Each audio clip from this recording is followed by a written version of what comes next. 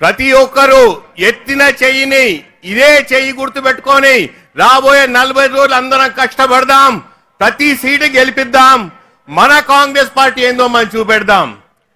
ఈరోజు Telangana party manifesto release చేసేందుకు వస్తున్న కాంగ్రెస్ పార్టీ పెద్దలు గౌరవనీయులు మల్లికార్జున ఖార్గే గారు, రాహుల్ గాంధీ గారు, ప్రియాంక గాంధీ గారు, మన ముఖ్యమంత్రి వర్యులు పెద్దలు గౌరవనీయులు రేవంత్ రెడ్డి గారు అందరి సమక్షంలో మన చేవెళ్ళే పార్లమెంట్ కాన్స్టిట్యూన్స్ లో ఈ విషయం అవుతుంది కాబట్టి నేను ఎంతో సంతోషపడుతున్నా.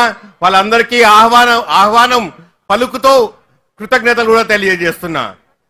ఇవాళ 70 సంవత్సరాల స్వాతంత్రం తర్వాత కూడా బ్రిటిష్ వాడైతే ఎప్పుడైతే వెళ్ళిపోయిండో అప్పుడు పేదల సంక్షేమం గురించి ఆలోచించిన పార్టీ కాంగ్రెస్ పార్టీ. సంక్షోభంలో ఉన్న అందరికీ నేనున్నా, పట్టడి అన్నం పెడతా, మీకోసమే ఉన్నారు కాంగ్రెస్ పార్టీ ఆ రోజు చెప్పింది. అప్పటికెళ్ళి ఇప్పటి వరకు సంక్షేమం పెద్ద పీట వేసుకుంటూ వస్తుంది.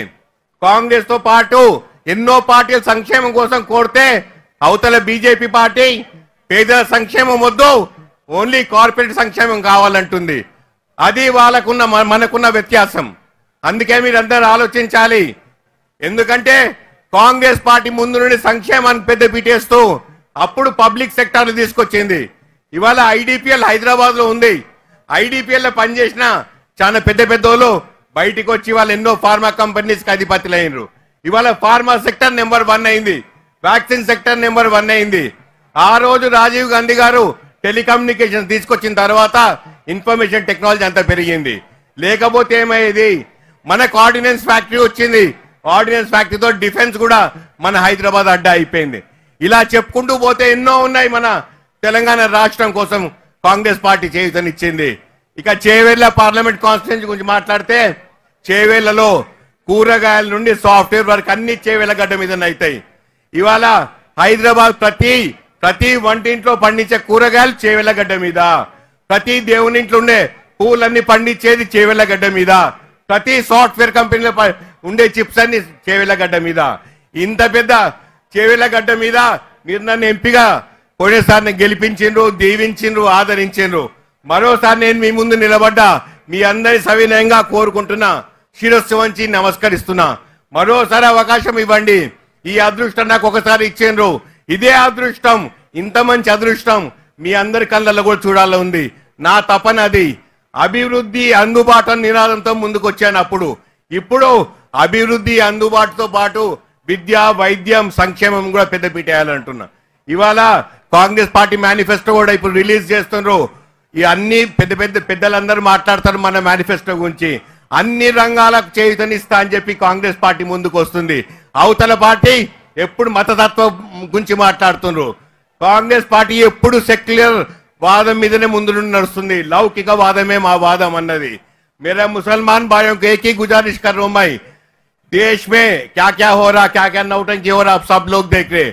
हम सब लोग साथ रहेंगे, साथ चलेंगे, साथ बढ़ेंगे, हाथ मिलके साथ जाएंगे. हम आपके साथ देंगे, आप भी हमारा साथ दो बोल के गुजारिश कर रहा हूं. कभी भी हम एक ही बात करते, हिंदू मुसलमान भाई भाई के जैसे रहना, गंगा जमुना तहसीब के जैसे रहना बोल के. वो तो ये मुद्दा कांग्रेस पार्टी पहले दिन से लेके आ रही थी. आज भी कांग्रेस पार्टी वही मुद्दा पे है. मैं आप सब लोगों को विनती कर रहा हूं, आप कांग्रेस पार्टी को मदद करो. कांग्रेस पार्टी सेक्युलर मुद्दे पे खड़े रहता, आप सबका ध्यान करता. మన అందరం కలిసి కట్టుగా నడవాలి. మతం గురించి పక్కకు పెట్టి దేశం ముందుకు ఎట్లా పోవాలని చూడాలి. అన్ని దేశాలు మన వైపు చూస్తుంది. భారతదేశంలో ఇంత పెద్ద జనాభా ఉంది, ఇంత తెలివి ఉంది, ఇంత కష్టపడే లక్ష్యం ఉంది, కానీ మనం ముందుకు సాగుతలేం. కానీ ఇవాళ కాంగ్రెస్ పార్టీ చేసిన నిజంగా పబ్లిక్ సెక్టర్ కంపెనీసే కావచ్చు, ఇవన్నీ ఇక్కడ దానికి వచ్చినాయి. కానీ ఏమైనా ఇవాళ కూడా మీరందరూ ఎదురు చూస్తున్నారు. కాంగ్రెస్ పార్టీ మేనిఫెస్టోలో ఏం సంక్షేమం ఉంటది, పేదల సంక్షేమం ఏమేమి ఉంటదని చెప్పి. అలాంటి రోజులు పోవాలి. రాబోయే రోజులు అందరూ ముందుకు సాగాలి, అందరికి సంపద సృష్టించాలి, అందరం సంక్షేమం ముందుకు ఉండాలని చెప్పి కోరుకుంటూ, నిజంగా ఇవాళ కాంగ్రెస్ పార్టీ నాకు అభ్యర్థిత్వాన్ని ఖరారు చేసి చేవెళ్ళ గడ్డ మీద మరోసారి మీ ముందు నిలబడే అవకాశం ఇచ్చింది. మీ అందరినీ కోరుకుంటున్నా, నాకు అవకాశం ఇవ్వండి. అవతల పార్టీ బీజేపీ అభ్యర్థి ఉన్నాడు, 5 సంవత్సరాలకు ఒకసారి వస్తాడు, 5 సంవత్సరాలు మాయమైపోయిండు.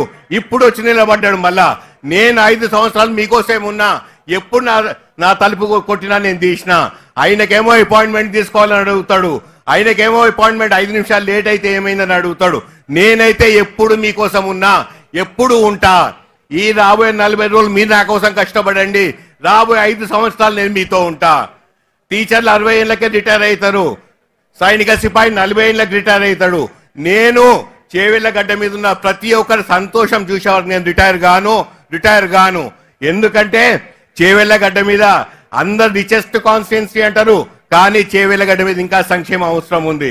భూముల విలువ చాలా ఎక్కువ ఉంది, కానీ మన పిల్లలు ఇంకా ముందుకు తీసుకుపోవాలి, మంచి చదివిపించుకోవాలి, మంచి కంపెనీస్ మనమే పెట్టుకోవాలి. మన చేవెళ్ళ గడ్డ మీద ఫ్యాక్టరీలు పెట్టుకుంటారు, కాలేజీలు కడతారు, ఫామ్ హౌస్లు కడతారు. మనమే చేసుకుందాం అవన్నీ. వేరేళ్ళకి అవకాశం ఇద్దాం, మనం కూడా సాగుదామని కోరుకుంటూ నాకు ఈ అవకాశం ఇచ్చిన ప్రతి ఒక్కరికి కృతజ్ఞతలు తెలుపుకుంటున్నా. జై కాంగ్రెస్.